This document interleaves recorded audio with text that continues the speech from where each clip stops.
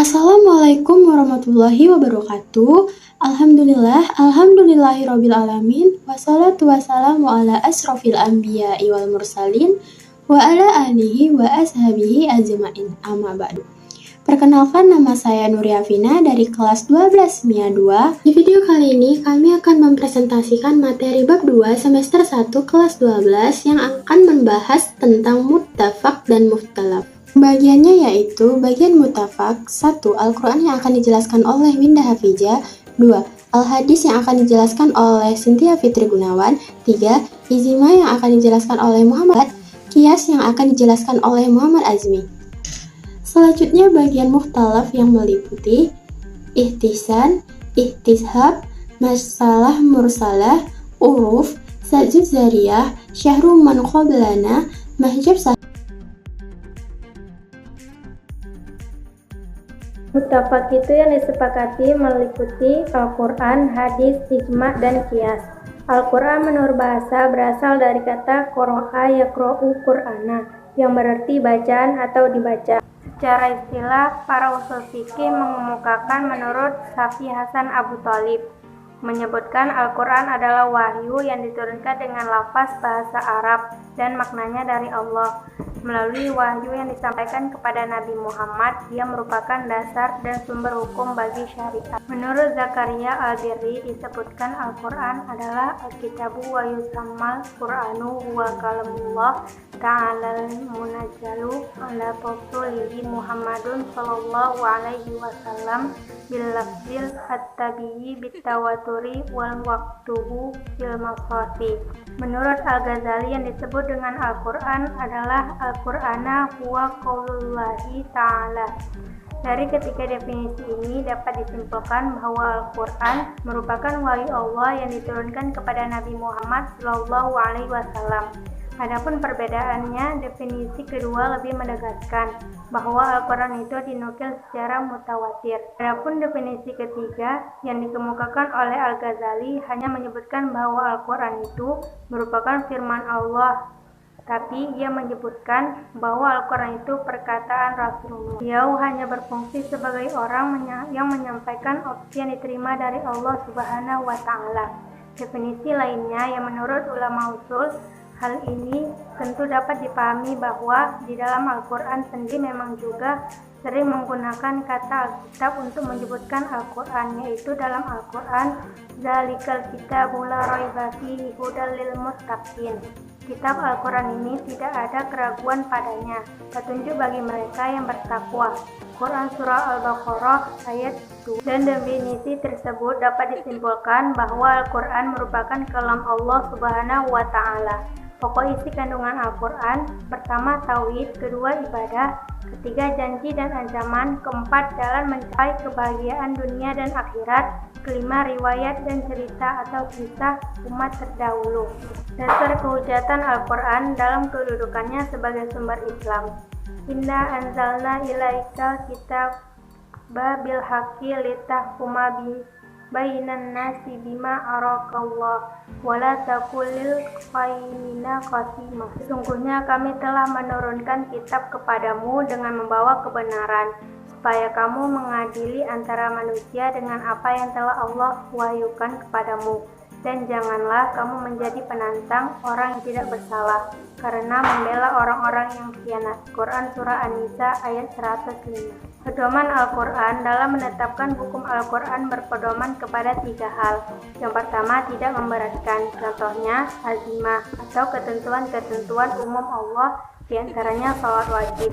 Kedua, meminimalisir beban, contohnya menjamak dan maqsar sholat apabila dalam perjalanan dengan syarat yang telah ditentukan. 3, berangsur-angsur dalam menetapkan unsur, contohnya minum minuman keras, berjudi, serta perbuatan-perbuatan yang mengandung judi ditetapkan dalam Al-Quran. Dalam Quran Surah Al-Baqarah ayat 219, Quran Surah An-Nisa ayat 43, dan Quran Surah Al-Maidah ayat 90. Al-Hadis. Hadis menurut bahasa mempunyai beberapa pengertian, yaitu baru, dekat, dan berita. Adapun pengertian Al-Hadis menurut istilah ahli hadis adalah segala sesuatu yang disandarkan kepada Nabi SAW, baik itu berupa berupa perkataan, perbuatan, dan ketetapan atau takrir, dan sebagainya. Macam-macam hadis ada 3, yaitu yang pertama hadis qauliyah, yaitu perkataan, yang kedua hadis fi'liyah, perbuatan, dan yang ketiga hadis takriyah atau ketetapan. Kehujan al-hadis dan kedudukannya sebagai sumber hukum Islam dari Al-Quran. Wa atiullaha wa atiur rasulullah jarufan tawallatum lamu amana ala rasulina balagul mubin. Taatlah kamu kepada Allah dan taatlah kamu kepada Rasulnya, dan berhati-hatilah jika kamu berpaling, maka ketahuilah bahwa sesungguhnya kewajiban Rasul kami hanyalah menyampaikan amanat Allah dengan terang. Quran Surah Al-Maidah ayat 92. Dari ayat Al-Quran ini tergambar bahwa Allah Subhanahu wa Ta'ala dalam Al-Quran selalu diikuti dengan perintah Allah Subhanahu wa Ta'ala kepada Rasulnya. Demikian pula mengenai peringatan atau ancaman karena durhaka kepada Allah Subhanahu wa Ta'ala, dan sering dianjurkan atau disamakan dengan ancaman karena durhaka kepada Nabi Muhammad SAW. Yang kedua, dalil hadis.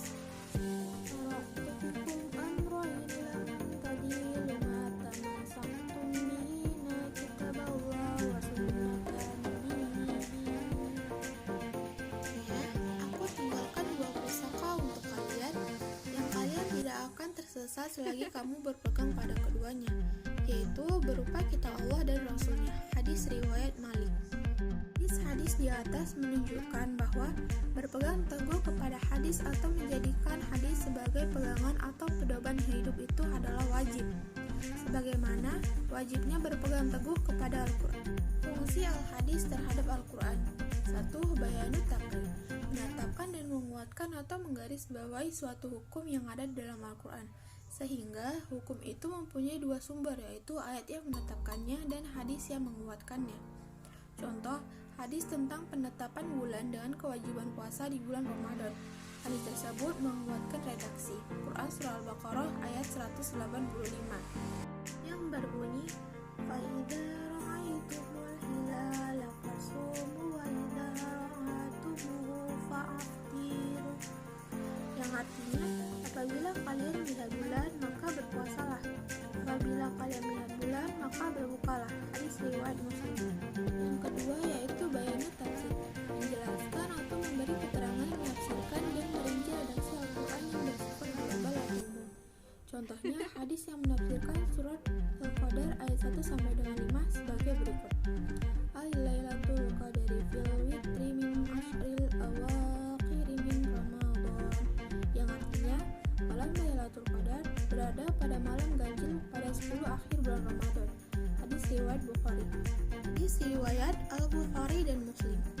Terakhir yaitu bayanut tasyri', menetapkan hukum yang tidak dijelaskan oleh Al-Quran. Contohnya pada masalah zakat, Al-Quran tidak secara jelas menjelaskan atau menyebutkan berapa yang harus dikeluarkan seorang muslim pada pengeluaran zakat fitrah. Nabi Muhammad SAW menetapkan dalam hadis, "Zakata fitri min Ramadan 'alan nasi sa'a min tamri aw sa'an min sya'iri 'ala kulli hurin aw 'abdin taqi aw unna'a minal muslimin." Ijma. Secara bahasa, ijma al-jiba berarti sepakat atau konsensus dari sejumlah orang terhadap sesuatu. Adapun ijma dalam pengertian istilah ushul fikih dapat dikemukakan sebagai berikut. Yang pertama, menurut Ali Abdur Razak, ijma ialah kesepakatan para mujahid umat Islam pada suatu masa atas suatu perkara hukum syara. Yang kedua, menurut Abdul Karim Zaidan, ijma ialah kesepakatan dari para mujahid umat Islam pada suatu masa tentang hukum syara setelah wafatnya Nabi SAW. Memperhatikan definisi pengertian tersebut di atas, maka sesungguhnya ijma yang dimaksud dalam hubungan dengan definisi yang dikemukakan adalah ijma yang didasarkan atas kesepakatan para mujtahid, kesepakatan yang berasal dari selain mujtahid tidak dinamakan ijma. Rukun dan syarat ijma. Yang menjadi rukun dalam ijma harus satu, yaitu kesepakatan ulama. Apabila tidak ada kesepakatan, maka itu bukan ijma. Syarat ijma. Haruslah orang yang melakukan ijma itu dalam jumlah banyak dan tidak dikatakan ijma apabila hanya satu orang mujtahid, tidak dikatakan sebuah kesepakatan apabila dilakukan hanya satu orang ulama. Yang kedua, seluruh mujtahid menyetujui hukum syara yang telah mereka putuskan dengan tidak memandang negara, kebangsaan, dan golongan mereka. Yang ketiga, mujtahid yang melakukan kesepakatan mestilah terdiri dari berbagai daerah Islam. Yang keempat, kesepakatan itu haruslah dilahirkan dari masing-masing mereka secara tegas terhadap peristiwa itu, baik lewat perkataan maupun perbuatan, seperti mempraktikannya dalam peradilan walaupun pada permulaannya baru merupakan pernyataan perseorangan, kemudian pernyataan itu disebut oleh orang banyak, maupun merupakan pernyataan bersama melalui suatu muktamar. Yang kelima, kesepakatan hendaklah dilakukan oleh mujtahid yang bersifat dan menjauhi hal-hal yang bid'ah, karena nas tentang ijma masyarakat hal tersebut. Yang keenam, hendaklah melakukan ijma mujtahid bersandar kepada sandaran hukum yang disyariatkan baik dari nas maupun qiyas. Macam-macam ijma menurut para sarjana hukum Islam dilihat dari cara memperolehnya. Ijma dibagi menjadi dua, yaitu satu, ijma syar'i adalah kebulatan yang dinyatakan oleh mujtahidin atau para mujtahid. Yang kedua, ijma sukuti, yaitu kebulatan yang dianggap seorang mujtahid mengeluarkan pendapatnya dan diketahui oleh mujtahidin lainnya, tetapi mereka tidak menyatakan persetujuan atau bantahannya. Dasar kehujahan ijma dan kedudukannya sebagai sumber hukum Islam dalam dalil Al-Quran. Dan barang siapa yang menentang Rasul sesudah jelas kebenaran baginya dan mengikuti jalan yang bukan jalan orang-orang mukmin, kami biarkan ia leluasa terhadap kesesatan yang telah dikuasainya itu, dan kami masukkan ia ke dalam Jahannam, dan Jahannam itu seburuk-buruk tempat kembali. Quran Surah An-Nisa pada ayat 5 surat ke-115. Sementara dilihat dari dalalahnya, penunjuk juga terbagi dua macam, yaitu satu, ijma qat'i adalah terhadap hukumnya, artinya hukum yang ditunjukkan. Surah An-Nisa pada ayat 5 surat ke-115. Sementara dilihat dari dalalahnya, penunjuk juga terbagi dua macam, yaitu satu, ijma qat'i adalah terhadap hukumnya, artinya hukum yang ditunjukkan sudah dapat dipastikan kebenarannya, atau bersifat qat'i sehingga tidak perlu diperdebatkan lagi dan tidak perlu diijtihadkan kembali. Yang kedua, ijma zanni, dalalah terhadap hukumnya. Artinya hukum yang dihasilkannya kebenarannya bersifat relatif atau masih bersifat dugaan. Karena itu masih terbuka untuk dibahas lagi dan tertutup kemungkinan ijtihad lainnya. Hasil ijtihadnya bukan merupakan pendapat seluruh ulama mujtahid. Kias menurut bahasa diartikan sebagai mengukur sesuatu dengan sesuatu yang lain. Adapun secara istilah, di kalangan usul ulama terdapat beberapa definisi. Ahmad Abdul Ghani Al-Bajikani menghubungkan sesuatu persoalan yang tidak ada ketentuan hukum di dalam nas dengan sesuatu persoalan yang telah disebabkan oleh nas, karena di keduanya terdapat pertautan atau persamaan ilat hukum. Sedangkan Syekh Al-Qudari berpendapat kias ialah memberlakukan ketentuan hukum yang ada pada pokok atau asal kepada cabang atau persoalan baru yang tidak disebutkan nas karena adanya pertautan ilat keduanya. Dengan demikian dapat disimpulkan bahwa kias ialah memberlakukan dan menghubungkan ketentuan hukum.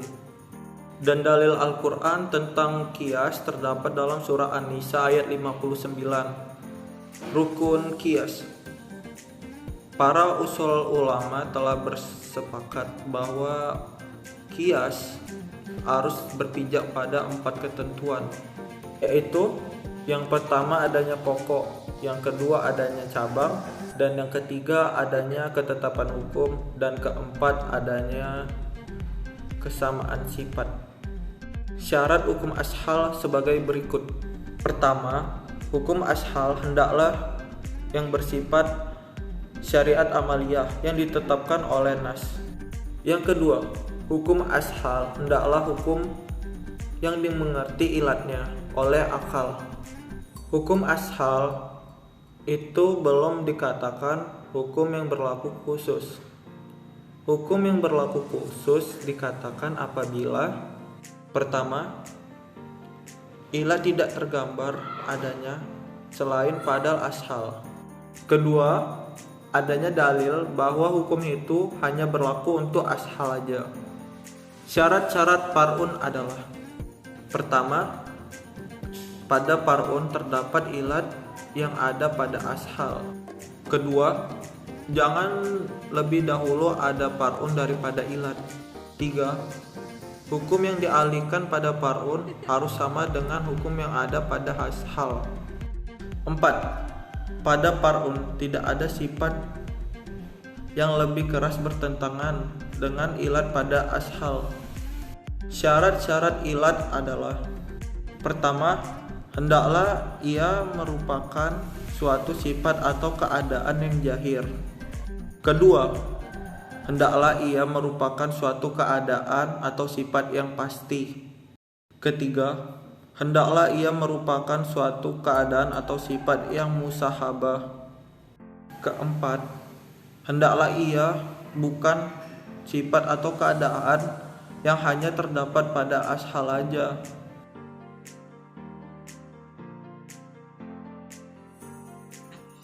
Ulama yang menerima dan menolak ihtisan sumber hukum. 1. Jumhur Maliki dan Hanabiyah menetapkan bahwa al-ihtisan adalah suatu dalil syar'i yang dapat dijadikan hujah untuk menetapkan hukum terhadap sesuatu yang ditetapkan oleh qiyas atau keumuman nasus. Dan menurut ulama Hanafiyah menggunakan al-ihtisan ini dengan alasan bahwa berdalil dengan al-ihtisan itu sebenarnya sama dengan berdalil dengan qiyas kafi atau berdalil dengan istislah. Kesemuanya dapat diterima. 2. Ulama Syafi'iyah memiliki pandangan yang berbeda mengenai ihtisan. Menurut Imam Syafi'i dengan qaulnya yang mansur bahwa barang siapa yang berhujah dengan ihtisan maka ia telah berbuat sendiri hukum syarak. Imam Syafi'i berkeyakinan bahwa berhujjah dengan ihtisan berarti telah menentukan syariat itu hanyalah Allah Subhanahu wa taala. Dari sinilah terlihat bahwa Imam Syafi'i beserta pengikutnya keras dalam menolak masalah ihtisan ini. Selanjutnya, maslahah mursalah mempunyai arti terlepas atau kebebasan dari keterangan yang menunjukkan boleh atau tidak bolehnya dilakukan. Syarat-syarat maslahah mursalah: 1. Maslahah itu harus jelas dan pasti, bukan hanya berdasarkan anggapan atau perkiraan. 2. Maslahah itu bersifat umum, bukan untuk kepentingan pribadi. 3. Hukum yang ditetapkan ini tidak bertentangan dengan hukum atau prinsip yang telah ditetapkan dengan asas atau istishab adalah menjadikan hukum yang telah tetap pada masa lampau terus berlaku sampai sekarang, karena itu diketahui adanya dalil yang merubahnya. Macam-macam istishab al-adam: 1. Istishab umum atau nasikh sampai datang dalil yang merubahnya berupa mukhasis atau nasikh. 2. Istishab hukum yang ditunjukkan oleh syara' tetap ia dan kekalnya karena ada sebabnya. 3. Istishab keadaan ijma atas sesuatu hukum untuk terus berlaku pada tempat yang diperselisihkan atau khilaf. Istishab al-adam yaitu tidak adanya suatu hukum yang ditiadakan oleh akal berdasarkan asalnya dan tidak pula ditetapkan oleh syara'. Contohnya, sholat yang keenam itu tidak ada. Diwajibkan sholat 5 waktu alam sehari semalam. Istishab umum atau nasikh sampai datang dalil yang merubahnya berupa mukhasis atau nasikh. Dalam hal ini yang dimaksud yaitu suatu hukum tetap berlaku menurut umumnya sampai ada yang merubahnya. Contohnya dalam Al-Quran, hukum warisan seorang anak mendapat bagian dari orang tuanya. Hukum tersebut berlaku umum untuk semua anak sampai datang dalil yang mengharuskannya, yaitu hadis Nabi SAW yang artinya pembunuh itu mendapat bagian waris. Jadi setiap anak dapat warisan dari orang tuanya. Namun apabila seorang anak statusnya sebagai pembunuh, dia tidak berhak mendapat warisan dari orang tuanya. Selanjutnya, sa'dud zari'ah adalah menutup jalan atau mencegah hal-hal yang bisa membawa atau menimbulkan terjadinya kerusakan. Dengan kata lain, segala sesuatu baik yang berbentuk fasilitas, sarana keadaan, dan perilaku yang mungkin membawa kepada kemudaratan hendaklah dirubah atau dilarang. Selanjutnya, uruf ialah apa yang dijadikan sandaran oleh manusia dan mereka berpijak kepada ketentuan uruf tersebut, baik yang berhubungan dengan perbuatan yang mereka lakukan maupun terkait dengan ucapan yang dipakai secara khusus. Macam-macam uruf: 1. Dilihat dari segi sifatnya, ada uruf amali, contohnya berbagai transaksi yang dilakukan oleh masyarakat dengan cara tertentu. Selanjutnya contohnya itu ada uruf qauli, contohnya kata atau ungkapan untuk menyatakan anak laki-laki. Yang kedua, dilihat dari segi wujudnya, ada uruf syar'i atau baik, contohnya ada tradisi di masyarakat bahwa dalam masa pertunangan calon mempelai laki-laki memberi hadiah kepada pihak perempuan dan hadiah ini bukan merupakan bagian mas kawin. Uruf fasid yaitu adat istiadat yang tidak baik yang bertentangan dengan nas Al-Quran dan As-Sunnah serta kaidah-kaidah agama, bertentangan dengan akal sehat, mendatangkan mudarat dan menghilangkan kemaslahatan. Selanjutnya, syar'u man qablana adalah syariat yang diturunkan Allah kepada umat sebelum umat Nabi Muhammad SAW. Ajaran agama Islam melalui perantara Nabi Muhammad SAW seperti ajaran agama Nabi Musa, Isa, Ibrahim, dan lain-lain. Macam-macam syar'u man qablana, pembagian syar'u man qablana dan contohnya: 1. Dianggap syariat kita melalui Al-Quran dan Sunnah. Ini termasuk syariat kita atas kesepakatan ulama, contohnya perintah menjalankan puasa. 2. Tidak ada penegasan dari syariat kita, apakah dinasa atau dianggap sebagai syariat kita. Mazhab sahabi ialah pendapat sahabat Rasulullah SAW tentang suatu kasus di mana hukumnya tidak dijelaskan secara tegas dalam Al-Quran dan As-Sunnah Rasulullah SAW. Macam-macam mazhab sahabi: 1. Perkataan sahabat yang disepakati oleh sahabat yang lain. Dalam hal ini perkataan sahabat adalah hujah karena masuk dalam kategori ijma'. 2. Perkataan sahabat yang tersebar di antara para sahabat yang lainnya dan tidak diketahui ada sahabat yang mengingkarinya atau menolaknya. Dalam hal ini pun bisa dijadikan hujah karena ini merupakan ijma' sukuti bagi mereka yang berpendapat bahwa ijma' sukuti bisa dijadikan hujah. Sekian dari kami, terima kasih. Maaf jika masih banyak yang bersalahan dalam penyampaian materi. Wassalamualaikum warahmatullahi wabarakatuh.